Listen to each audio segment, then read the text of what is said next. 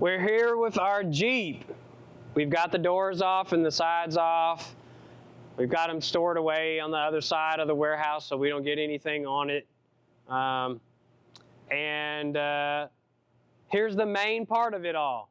We've got to take the seats out and the carpet, because that's how we're going to get to coating the floor in this thing. So the seats have to come out, carpet's got to come out, and there's some plastic trim that's along the bottom. If you can get that out too and you feel comfortable doing it, I suggest you do it because it'll make the job a lot easier.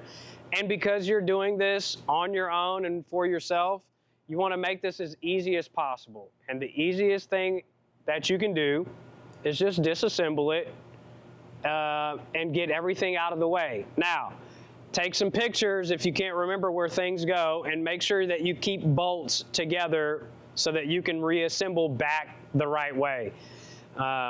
It's just really important to make sure you follow that. So when we're talking about Jeeps, because this is a newer Jeep, even when you go down to the 90s versions of the Jeeps and the 80s versions, it's still the same. You still have to take the seats out. You still have to get the carpet out. You still have to make sure that all of those things are out of the way so that you can get a nice, good coating on the floor.